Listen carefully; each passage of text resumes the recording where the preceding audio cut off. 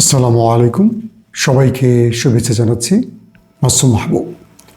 প্রিয় দর্শক, সিরিয়ার বর্তমান অবস্থা কি? এই মুহূর্তে বিশ্বের অধিকাংশ মানুষের নজর এখন সিরিয়াতে। হাজার হাজার মানুষ সেখানে প্রাণ হারিয়েছে। নতুন করে সিরিয়া কি গৃহযুদ্ধের দিকে চলে যাচ্ছে? এই প্রশ্নটা এখন সবার।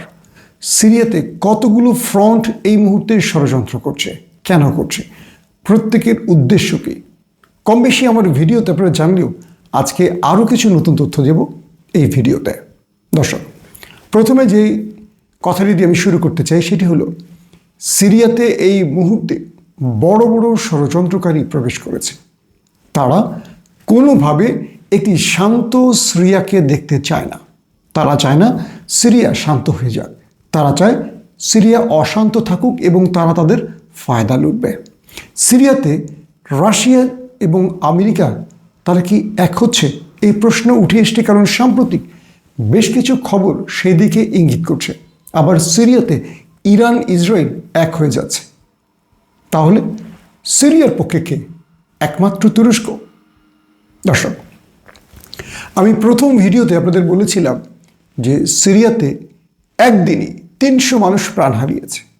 এরপরে এক সপ্তাহ শেষে সিরিয়ার এই পর্যন্ত কয়েক হাজার মানুষের নিহতের খবর পাওয়া গেছে। এবং দেখেন, আন্তর্জাতিক বিভিন্ন গণমাধ্যম ইতিমধ্যে বলছে সিরিয়াতে নাকি সন্ত্রাসী হামলা চলছে।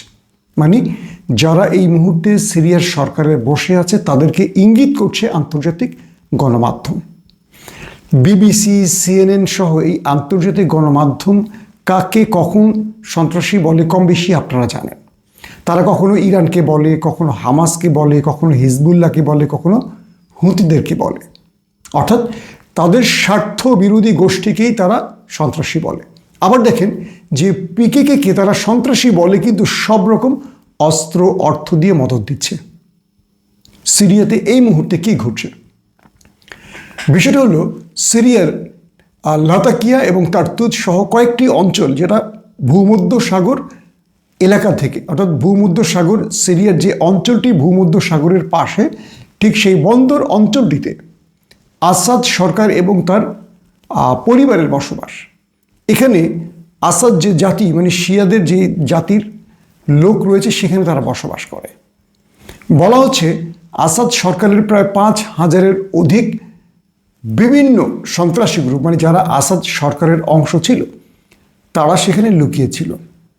এবং তারা এই আসাদ সরকারের পতনের পর সেখানে সংঘবদ্ধ হয়েছে, অস্ত্র সঞ্চয় করেছে, বা ভেতর থেকে বা বাহির থেকে তাদের অস্ত্র দেয়া হয়েছে, তাদেরকে সংঘবদ্ধ করা হয়েছে, শক্তিশালী করা হয়েছে।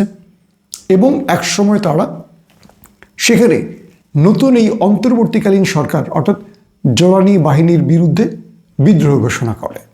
তারা প্রকাশ্যে কয়েকটি শহরে নেমে সাধারণ মানুষকে জিম্মি করে হত্যা করে এবং বলে তারা এই সরকারকে মানবে না। যখন একটি সরকার এত রক্তক্ষয়ী সংঘর্ষের পর, এত প্রাণহানির পর, দীর্ঘ প্রায় এক যুগের মতো একটা যুদ্ধ শেষে সিরিয়াতে শান্তি প্রতিষ্ঠায় ফিরছিল দেশটি, তখন হঠাৎ করে আসাদ বাহিনীর এই দোসররা, আসাদের সন্ত্রাসীরা হঠাৎ করে তার তুজ, লাতাকিয়া সহ কয়েকটি অঞ্চলে তারা বিদ্রোহ ঘোষণা করে। এরপর জোলানি বাহিনী সেখানে তাদের সেনা নিয়ে প্রবেশ করে। তারা কয়েকটি ফ্রন্ট দিয়ে তাদেরকে ঘিরে ফেলে। তুমুল লড়াই হয়। তুমুল লড়াই শেষে দুপক্ষেরই অজস্র মানুষ প্রাণ হারায়। এরপর জোলানি বাহিনী তুরস্কের সহযোগিতা চায়। তুরস্ক ড্রোন যুদ্ধ বিমান ব্যবহার করে অ্যাটাক চালায় সীমান্ত অঞ্চল দিয়ে। পরবর্তী সেখানে ট্যাঙ্ক সাজোয়াজান প্রবেশ করায়। এবং যখন তুরস্ক সেখানে প্রবেশ করে জোলানি বাহিনীর হয়ে, তখন সেখানে ব্যাপক ধোলায় শিকার হয় আসাদ বাহিনী। সর্বশেষ তথ্য মতে ১,৫০০ থেকে ২,০০০ প্রাণ হারিয়েছে সেখানে। এবং জোলানি বাহিনী পাহাড়ে উঠে বিভিন্ন পাহাড়ি অঞ্চলগুলোতেও তারা অভিযান চালায় এবং সেখানে শত্রুদের উপর চড়াও হয়। এই মুহূর্তে দুটো ফ্যাক্ট খেয়াল করবেন। এক, ইরানের গণমাধ্যম বলছে সংখ্যালঘু নির্যাতন করছে জোলানি বাহিনী। বিবিসি, সিএনএন বলছে সংখ্যালঘু হত্যা করছে জোলানি বাহিনী। ইসরায়েলও বলছে একই কথা। ইরান কবে থেকে আমেরিকান গণমাধ্যমের সুরে কথা বলছে, কিংবা ইরানের সুরে কবে থেকে আমেরিকান গণমাধ্যম কথা বলছে? আমার গত একদিন আগের একটি ভিডিওতে একজন কমেন্ট করেছেন, দীর্ঘ কমেন্ট, আমি তার নামটা উল্লেখ করতে চাই না, কাউকে হেয় করার জন্য বলছি না, তাকে আমি উদ্দেশ্য করে বলতে চাই, বা তার মতো যারা মতাদর্শে তাদেরকে উদ্দেশ্য করে বলতে চাই, কখনো চিলের পেছনে ছুটবেন না। চিল আপনার কানটা নিয়ে গেছে কিনা আগে খুঁজতে হবে। আমি সেই বিশ্বাসী একজন মানুষ। আমি আপনাদের যে তথ্য দেই সেই তথ্যের প্রমাণ আপনারা অবশ্যই খুঁজে দেখবেন, পাবেন। এই পৃথিবীতে কোনো কিছু এখন চোখ বন্ধ করে বলা যায় না, প্রমাণবিহীন বলা যায় না। এই কথাটি আমি এখন বলছি, একটু পরে আপনি পৃথিবীর সকল গণমাধ্যমে দেখতে পাবেন, একটু সার্চ করে দেখতে হবে। আমি না আপনাকে বোকা বানাচ্ছি, না আপনি আমাকে বোকা বানাতে পারবেন। এটা বোকা হওয়ার সময় নেই। যদি বোকা বানানো যেত তাহলে শেখ হাসিনা এখনো ক্ষমতায় থাকতো, কিংবা ভারত প্রোপাগান্ডা চালিয়ে বাংলাদেশ দখল করে ফেলতে পারত। বিষয়টা কি? বিষয়টা হলো যে আমি বলেছিলাম যে ইরান এবং ইসরায়েল সিরিয়া ইস্যুতে একজোট। এটা কি মিথ্যে বলেছি আপনাদের? আপনারা কি বাংলাদেশের গণমাধ্যম বাদ দেন, পৃথিবীর যে কোনো গণমাধ্যম একটু নজর রাখেন তো, যে আমি সত্য না মিথ্যা বলেছি? ইসরায়েল সিরিয়াতে এই মুহূর্তে যাচ্ছে একটা অশান্ত সিরিয়া, যাতে জোলানি বাহিনী ব্যর্থ হয়। কারণ কি? এই জোলানি বাহিনী বা এই সুন্নি সরকার, তারা হবে ইসরায়েলের জন্য আগামী দিনে সবচেয়ে বড় হুমকি। কারণ কি? কারণ এদের সাথে হামাসের সম্পৃক্ততা রয়েছে এবং হামাস আর এরা একই আদর্শ বিশ্বাসী। 2 নম্বর বিষয়, ইরান চাইছে যে কোনোভাবে জোলানি বাহিনী বা বর্তমান অন্তর্বর্তীকালীন সরকার ব্যর্থ হোক, কারণ এটি আসাদের রাজত্ব, এবং আসাদকে তারা ফিরিয়ে দিতে পারলে এই সিরিয়াটা হবে তাদের কন্ট্রোলে থাকা একটি স্থান। অর্থাৎ এখান থেকেই তারা তাদের শক্তি বৃদ্ধি করতে পারবে, লেবাননকে শক্তিশালী করতে পারবে, কিংবা এখান থেকে তারা আরও বেশি, মানে আরব রাষ্ট্রের মধ্যে তাদের ক্ষমতাকে ছড়িয়ে দিতে পারবে, তাদের প্রক্সি বাহিনীগুলোকে আরও কন্ট্রোল করতে সুবিধা হবে। তো একটি বিষয় বোঝার চেষ্টা করেন, জোলানি বাহিনীর বিরুদ্ধে আমেরিকা দাঁড়াচ্ছে, আবার রাশিয়া আমেরিকা তারা একজোট হতে পারে। বলা হচ্ছে রাশিয়া আমেরিকার সিগন্যাল চাচ্ছে যে তারা যে কোনো সময় অতিরিক্ত সেনা পাঠাবে, অথবা যে সেনা এখনও রয়েছে সিরিয়াতে তারা জোলানি বাহিনীর বিরুদ্ধে অ্যাটাকিং মুডে যেতে পারে। কারণটা কি বলেন তো? রাশিয়া জোলানি বাহিনীর বিরুদ্ধে, আমেরিকা জোলানি বাহিনীর বিরুদ্ধে, ইসরায়েল তাদের বিরুদ্ধে, ইরান তাদের বিরুদ্ধে, পিকেকে তাদের বিরুদ্ধে, ইউরোপ তাদের বিরুদ্ধে, গ্রিস তাদের বিরুদ্ধে। কেন? পক্ষে কে তাহলে? একমাত্র তুরস্ক। এখন আপনি আমাকে বলেন একটা বিষয়, যে একটা সরকার, ধরেন বাংলাদেশ দিয়ে আপনাদের সহজ করে বোঝায়, হাসিনা বিদায় নিয়েছে, ঠিক বাশার আল আসাদের মতো তার পতন হয়েছে। এই মুহূর্তে অন্তর্বর্তীকালীন সরকার বাংলাদেশের কন্ট্রোল নিয়েছে। এখন হাসিনা যদি আবার বাংলাদেশে আসে বা আসতে পারে, এই পথ চেয়ে আছে কারা, বা এই পথে হাঁটছে কারা? বাংলাদেশের হাসিনার ফ্যাসিস্ট দোসররা, সেটা সেনাবাহিনী হোক, পুলিশ হোক, আমলা হোক, বড় বড় ব্যবসায়ী হোক, এবং আওয়ামী লীগের নেতাকর্মীরা। আর প্রতিবেশী একটি দেশ, জানেন তো সেই দেশটির নাম। তো তারা বিভিন্নভাবে সহযোগিতা করছে। তো বাংলাদেশে ভারতের যে অবস্থানটা, সিরিয়াতে ইরানের অবস্থানটা ঠিক সেখানে। ইরান চাইছে সিরিয়া দেশে ফ্যাসিস্ট স্বৈরাচার খুনি আসাদ আবার পুনঃপ্রতিষ্ঠা পাক, এবং ইরান যেমন চাইছে, এটা চাইছে কে? এটা চাইছে রাশিয়া, এটা চাইছে ইসরায়েল। কারণ এই বাশার আল আসাদ ইসরায়েলের সাথে আঁতাত করে চলেছে এতদিন, এটা সবাই কম বেশি জানেন। তো ইরান সেই ভূমিকাটা নিচ্ছে যেটা ভারত ভূমিকা নিচ্ছে হাসিনার জন্য। তো এই ক্ষেত্রে জোলানি বাহিনীর প্রধান আহমেদ সারার আজকে বলেছেন, যারা সিরিয়াকে অশান্ত করতে চাইছে তাদেরকে সিরিয়ার মাটিতে পা রাখতে দেওয়া যাবে না। তিনি আরও বলেছেন, আমরা অর্থনৈতিক পুনর্গঠন এবং রাজনৈতিক স্থিতিশীলতা আনার জন্য কাজ করে যাচ্ছি, কিন্তু পতিত স্বৈরাচার খুনিরা এই দেশের মধ্যে আবারও বড় নৈরাজ্য সৃষ্টির চেষ্টা করছে। তারা সাধারণ মানুষকে জিম্মি করে হত্যা করে আবারও সিরিয়াকে গৃহযুদ্ধের দিকে টেনে নিতে চাইছে। এটা আর সুযোগ তাদের দেয়া হবে না, তাদেরকে এবার কঠোর হস্তে দমন করা হবে। এবং আমরা সেটি দেখলাম গত 1 সপ্তাহে যেভাবে দমন করেছে এইসব সন্ত্রাসীদের, এটা সত্যিকার অর্থে বিশ্ব অবাক হয়ে গেছে। এখন কি বলছে আমেরিকান গণমাধ্যম, পশ্চিমা গণমাধ্যম?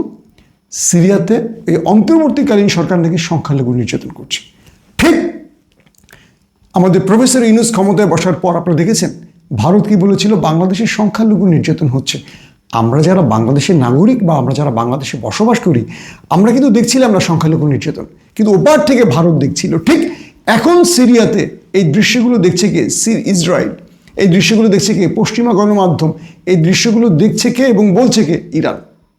তাহলে ইরান আর ইসরায়েল কি সিরিয়া ইস্যুতে এক হয়ে গেছে না? এই ইরান এতদিন কি বলেছে? যে জোলানি বাহিনী এবং তুরস্ক মিলে সিরিয়াকে ইসরায়েলের হাতে তুলে দিচ্ছে। আজকে দেখেন, যখনই আসাদ সরকারের পতন হয়, যাতে করে জোলানি বাহিনী কোনো প্রকার দখলদার দেশে সামরিক আঘাত করতে না পারে বা সামরিকভাবে স্ট্রং হতে না পারে, ইসরায়েল কি করেছে? একটার পর একটা সামরিক ঘাঁটি ধ্বংস করে দিয়েছে বোম্বিং করে। আপনারা দেখেছেন না? দখলদাররা সিরিয়াতে কি পরিমাণে অ্যাটাক করেছে। আমাকে একজন প্রশ্ন করেছে, তাহলে জোলানি বাহিনী বা আহমেদ সরার বা এই অন্তর্বর্তীকালীন সরকার দখলদারকে বাধা দেয়নি কেন? ভাই, যে সময়টা বাশার আল আসাদ বিদায় নিয়েছে সেই সময়টা কোনো সরকার ছিল না, প্রথম কথা। দ্বিতীয় কথা হলো, এই বিপ্লবী গ্রুপ বা বিদ্রোহী গ্রুপের হাতে মার্কিন তৈরি বা দখলদারদের F-35, F-16 তাদের এগুলোকে মানে কি বলবো, ধ্বংস করার মতো কোনো আকাশ প্রতিরক্ষা ছিল না।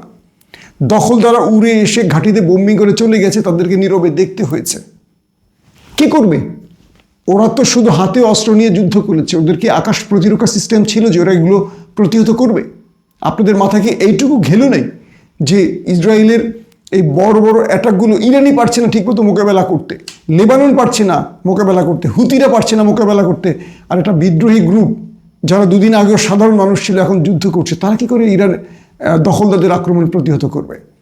এখন বিষয়টা কি দাঁড়ালো, যখনই বাশার আল আসাদ চলে গেছে, খেয়াল করবেন তো বাশার আল আসাদ থাকা অবস্থায় তার এই সেনাদের উপর বা অস্ত্র ভাণ্ডারে আক্রমণ করলো না কেন ইসরায়েল? চলে যাওয়ার পর কেন করলো?